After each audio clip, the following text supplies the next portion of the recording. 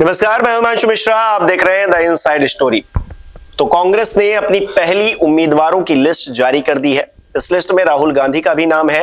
वो वायनाड से चुनाव लड़ने वाले हैं। लेकिन हैरानी की बात है कि 39 नामों की घोषणा की गई है तमाम राज्यों के, लेकिन उत्तर प्रदेश से एक नाम भी नहीं है इस लिस्ट में। क्या कोई संकेत है इस लिस्ट में? किसी के आने का संकेत है क्या, कि इंतजार हो रहा है? अभी अखिलेश यादव भी इंतजार में, हमने कल ही इस बारे में चर्चा की। तो क्या आखिरकार हो रहा है और ये जो लिस्ट आई है इससे क्या संकेत मिल रहे हैं आगे की राजनीति के? चर्चा करेंगे। डॉक्टर संजीव त्रिवेदी जी हमारे साथ है। संजीव जी, मैंने कहा उत्तर प्रदेश से एक भी नहीं। भारतीय जनता पार्टी की लिस्ट आई थी तो उत्तर प्रदेश से बहुत सारे नाम थे उनके। चलिए, दो राज्यों में, बिहार और महाराष्ट्र में, क्योंकि वहां पर चीजें बैठ नहीं रही थी, नहीं आया, समझ में आता है। यहां पर तो सिर्फ साउथ नजर आया। और उत्तर प्रदेश इतना बड़ा राज्य, गठबंधन हो चुका है, 17 सीटें आपको मिल चुकी हैं, बावजूद इसके एक नाम भी नहीं। क्यों? देखिए, कांग्रेस की लिस्ट आई और कांग्रेस की लिस्ट में कोई नाम नहीं है, ये आपने नोटिस किया है। लेकिन इस बात को भी नोटिस करिए कि समाजवादी पार्टी को भी तो 63 सीट मिले हैं और खामोशी तो उनकी तरफ से भी है। शुरुआत में सबसे ज्यादा तूफान उन्होंने ही मचाया लिस्ट को लेकर। लिस्ट सामने आने लग गई उनकी तरफ से और उसके बाद अचानक से सब कुछ शांत हो गया है। और इधर कांग्रेस को जो 17 सीटें मिली, वो 17 सीटें इसीलिए 17 हो गई 11 से, क्योंकि आरएलडी वाले चले गए। जयंत चौधरी जी चले गए एनडीए में, तो पहले अखिलेश यादव ने जो 11 दी थी वो 17 बन गई। पर यही प्रश्न है कि क्या ये जो फिगर्स हम बात कर रहे हैं कि 17 पर कांग्रेस लड़ेगी, 63 पर समाजवादी पार्टी, ये क्या एक फाइनल टैली है जिसके बारे में हम बात कर रहे हैं? और आज की तारीख में कोई भी जो राजनीतिक गलियारों की खबर रख रहा है वो कह रहा है कि ये फाइनल टैली नहीं है उत्तर प्रदेश में। उत्तर प्रदेश में कुछ और चेंजेस हो सकते हैं। वो चेंजेस किस तरफ जाते हैं, सबों का ध्यान बहन कुमारी मायावती और बीएसपी की तरफ जाता है, जो लगातार बार बार ये कह रही है कि उसे तो अकेले ही लड़ना है, अकेले ही लड़ना है चुनाव। अभी हाल में आपने देखा कि कैसे उनके जो राजनीतिक वारिस हैं आकाश आनंद, उनको सिक्योरिटी भी भारतीय जनता पार्टी की तरफ से मिली और लोगों को ये लगा कि अब क्या है, अब तो एक तरह से उजागर भी हो गया। भारतीय जनता पार्टी के उम्मीदवार को उनके एकमात्र विधायक ने वोट भी दे दिया। तो करीब करीब बावजूद इसके ये चर्चा बहुत तेज है कि एक बार चुनाव की घोषणा हो जाने दीजिए, आचार संहिता लग जाने दीजिए, कुछ नया आपको उत्तर प्रदेश में दिखाई पड़ेगा। मायावती जी को लेकर इतना बस क्यों? आखिरकार इंडिया गठबंधन को क्यों मायावती जी ही चाहिए और हर बार इस बात की चर्चा क्यों उठ जाती है? कुछ भी हल्का सा संकेत मिलता है या फिर जगह मिलती है तो मायावती जी का नाम सामने आ जाता है कि वो हो सकता है इंडिया गठबंधन में आ रही हो, जबकि वो खुले तौर पर कह चुकी हैं कि नहीं, हम नहीं आएंगे। ये तो स्पष्ट है कि एक बार नहीं, उन्होंने 2-3 दफे इस बात को कह दिया है। और अभी जो अचानक से ये जो सुगबुगाहट आई है, हो सकता है कि इसे भी वो खारिज कर दें आने वाले दिनों में। लेकिन फिर भी ये सुगबुगाहट है और कोई ना कोई वजह तो है। तो विपक्ष को जरूरत है, ये तो माना जाए, उनकी सख्त जरूरत है। भारतीय जनता पार्टी से जब टक्कर लेने के लिए इंडिया गठबंधन आगे बढ़ रहा है तो उनके बगैर वो चीजें आगे नहीं बढ़ेंगी या फिर वो उतनी मजबूती से आगे नहीं बढ़ेंगी, ये लग रहा है विपक्ष को। आप उसको ऐसे समझिए हिमांशु के 400 की जरूरत अगर एनडीए महसूस कर रहा है, 370 बीजेपी, तो उसके लिए वो प्रयास कर रहा है। 22 तारीख को प्राण प्रतिष्ठा अयोध्या में हुई और 28 तारीख को नीतीश कुमार एनडीए में आए। 6 दिनों के फासले पर मंदिर मूवमेंट से काम नहीं चलेगा 370 का। इसीलिए ये प्रयास किया गया ना। अगर मंदिर के भव्य निर्माण से ये हो जाता तो कोई संवैधानिक जरूरत तो थी नहीं कि नीतीश कुमार को इस तरफ लाया जाए, है ना? ऐसा तो कोई आसमान सर पर गिरा नहीं जा रहा था। तो देखिए कि कैसे तैयारी की गई, उसकी व्यवस्था की गई कि नीतीश कुमार आए, मात्र 6 दिनों के बाद यह ऑपरेशन पूर्ण हो गया और उसके कुछ ही दिनों के बाद जयंत चौधरी भी आए, वो ऑपरेशन भी पूरा कर दिया गया। अगर सिर्फ और सिर्फ मंदिर बनाने से ही कार्य हो जाता, 370 का लक्ष्य पूरा हो जाता, 400 का लक्ष्य पूरा हो जाता, तो भारतीय जनता पार्टी तो ये नहीं कर रही होती ना। लेकिन वो कर रही है, वो नाराज नहीं कर रही है ओपी राजभर को। और दारा सिंह चौहान जो हार चुके अपना विधायकी का चुनाव, उनको भी खींच रही है। जातीय गुणागणित का मैं आपको हवाला दे रहा हूं, चाहे वो नीतीश कुमार को लाने के क्रम में हो, जयंत चौधरी को लाने के क्रम में हो, चाहे वो ओपी राजभर को लाने के क्रम में हो जिन्हें मंत्री बनाया गया, या फिर दारा सिंह चौहान को लाने के क्रम में हो। छोटी सी जाति है नोनिया जाति, उनसे आते हैं, उनको भी लाया गया है। और इस तरह से आप देखिए कि एक पूरा स्टार कास्ट तैयार कर लिया गया है ताकि फिल्म हिट हो। इसी तरह की जरूरत है बहन जी का इंडिया गठबंधन में आना, और इंडिया गठबंधन वाले बखूबी इस बात को जानते हैं। जो तस्वीर आपने लगाई है, वो तस्वीर अपने आप में कहती है, सोनिया जी हाथ उठाए हुई और मायावती जी का हाथ, सोनिया गांधी जो देश की सबसे बड़ी नेताओं में से एक हैं, वो उठा रही हैं। ये 2018 की तस्वीर है, जब कर्नाटक में जीत के बाद वो शपथ ग्रहण वहां होने जा रहा था और उस 2019 के चुनाव होने थे, और उस मंच को एक तरह से तब्दील कर दिया था इन सबों ने, एक विपक्ष एकता मंच। और उम्मीद की जा रही थी कि 2019 में ये साथ रहेंगे। सोनिया गांधी की बड़ी कोशिश हमेशा से रही है कि भारतीय जनता पार्टी के जवाब में मायावती जी को जोड़ करके कोई चुनाव लड़ा जाए, और वो चाहती थी 2019 में ऐसा हो। वो नहीं हो पाया, और संभवतः इस बार कांग्रेस अपने तरीके से कोशिश कर रही है। अमेठी और रायबरेली में तो अपनी ही सीट थी, वहां तो घोषित ही कर देते, कम से कम स्थिति पता चलती वहां क्या है। राहुल गांधी वायनाड से चुनाव लड़ेंगे, सबको पता है। क्या अमेठी से भी लड़ेंगे, इस बात को लेकर अभी भी सस्पेंस है। प्रियंका गांधी क्या रायबरेली से चुनाव लड़ेंगी या नहीं लड़ेंगी, उनकी जगह कोई और लड़ेगा। कहा जा रहा है कि क्या वरुण गांधी आने वाले हैं, वो चुनाव लड़ेंगे वहां से। तो स्थिति अभी स्पष्ट नहीं है। अंदर खाने भी बहुत ज्यादा क्लियरिटी हो ऐसा नजर नहीं आ रहा है। देखिए, अब तो कोई कंफ्यूजन की वजह नहीं है ना, ये वक्त कंफ्यूजन का नहीं है। क्लैरिटी तो है, उसको जाहिर नहीं किया जा रहा है। क्लैरिटी बिल्कुल है। एनी राजा वायनाड से चुनाव लड़ रही हैं, जो कि सीपीआई की उम्मीदवार हैं वायनाड में। एनी राजा डी राजा की पत्नी है, जो कि सीपीआई के जनरल सेक्रेटरी हैं, सबसे बड़े नेता हैं। पटना में रैली चल रही थी तेजस्वी यादव वाली 3 तारीख को, उसमें राहुल गांधी और डी राजा अगल बगल बैठे थे, मंच साझा हो रहा था, साथ भी हैं। और फिर उनकी पत्नी उन राहुल गांधी के खिलाफ चुनाव भी लड़ रही है। ये कह भी रही हैं कि पूरे देश में जब गैर भाजपा मत एकत्रित होकर के बीजेपी के खिलाफ लड़ रहे हैं, तो राहुल गांधी वामपंथियों से लड़ते हुए कैसे नजर आएंगे। तो कोई अरेंजमेंट है ना, किसी अरेंजमेंट के तहत वो लड़ रहे हैं। वायनाड वो लड़ेंगे और यकीन जानिए वो जीतेंगे भी वायनाड। लेकिन मेरी जानकारी कहती है कि वो अमेठी भी लड़ेंगे, और वहां से संकेत निकलेगा। और अमेठी अगर जीतते हैं इस बार, क्योंकि कांग्रेस का इंटरनल सर्वे ये कहता है कि इस बार वो जीत जाएंगे, तो वो छोड़ेंगे वायनाड।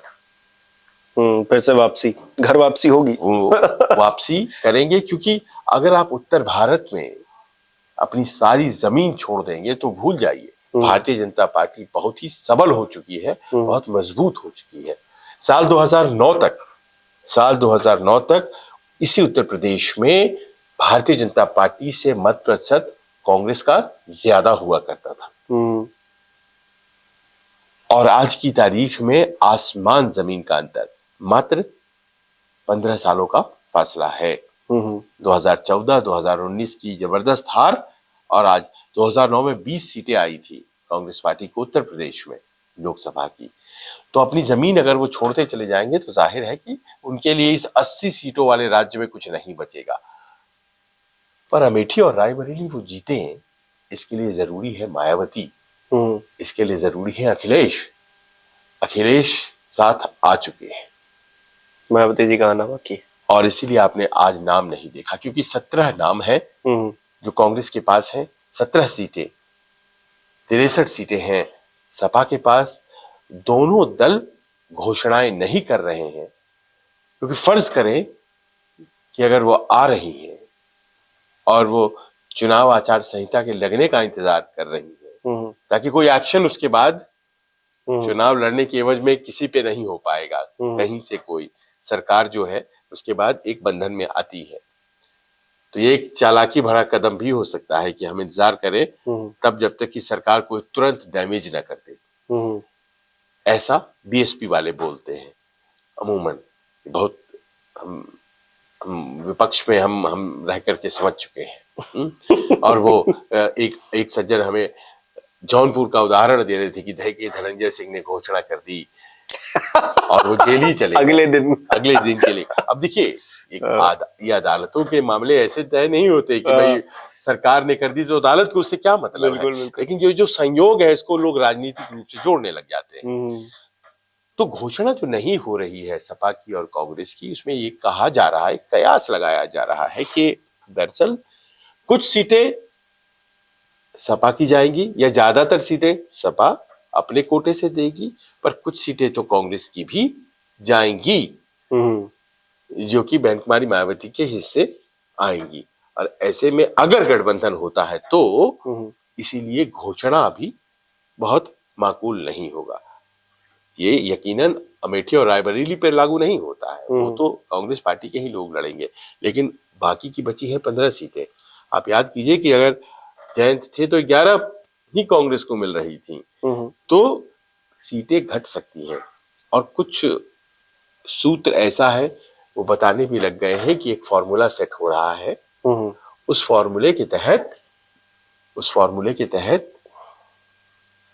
30 से 35 सीटों के बीच में सपा, जो कि नंबर 1 पार्टी के तौर पर लड़ेगी, लेकिन उसके तुरंत ठीक नीचे बीएसपी बराबर या थोड़ा कम, और उसके बाद कांग्रेस, और फिर कुछ छोटे छोटे दल।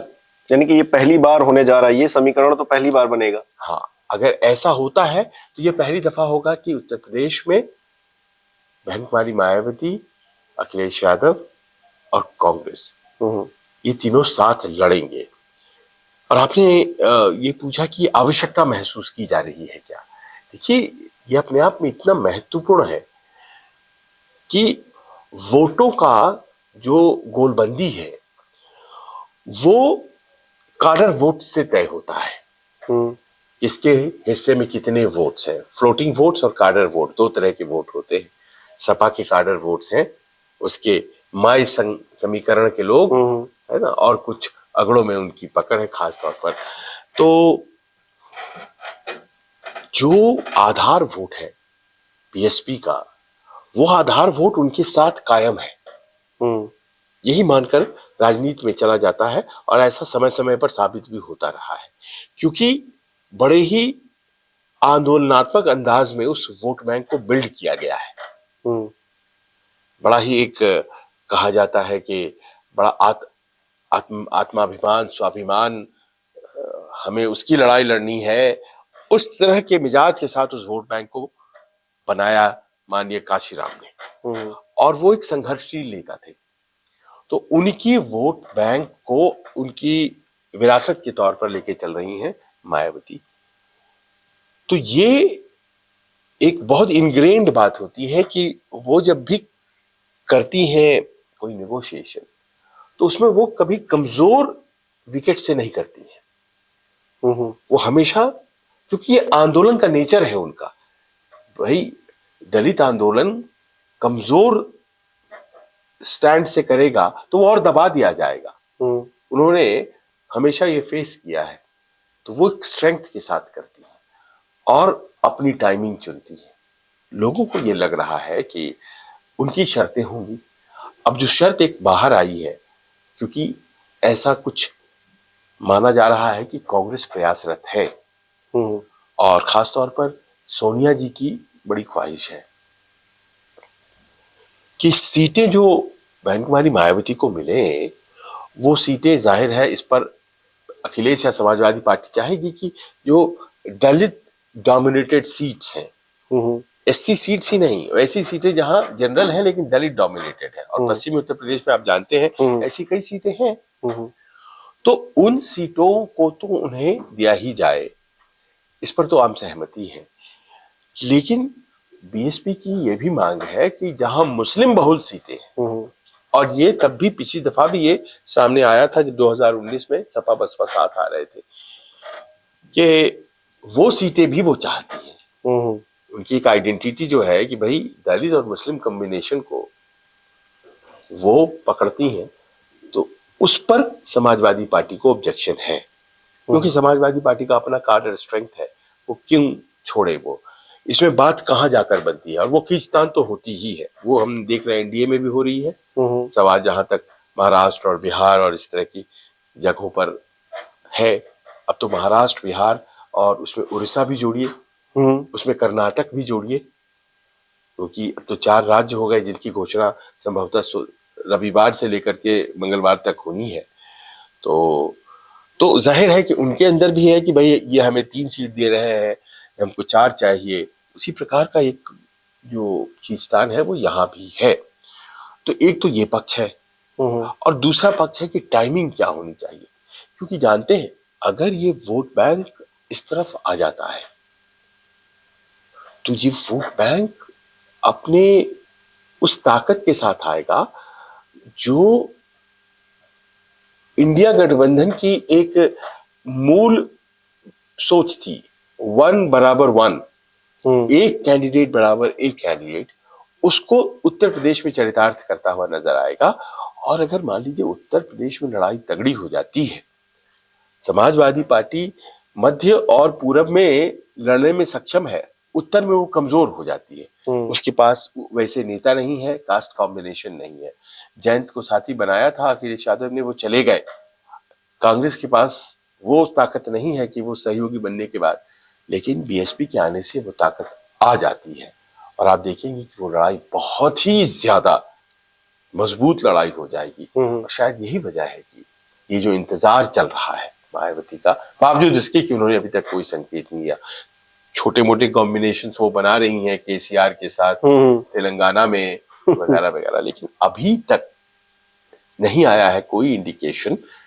पर फिर भी लोग कह रहे हैं कि चीजें दुरुस्त हैं, ट्रैक पर हैं, और आने वाले दिनों में आपको एक बड़ी घोषणा इंडिया गठबंधन की तरफ से मिल सकती है। कहीं वो गाना ना हो जाए, इंतहा हो गई इंतजार की। तो अब देखिए, राजनीति में कुछ भी संभव है, और जब समाजवादी पार्टी और बहुजन समाज पार्टी 2019 में एक साथ आई थी तो इस बात पर मोहर लगी थी कि राजनीति में कुछ भी हो सकता है।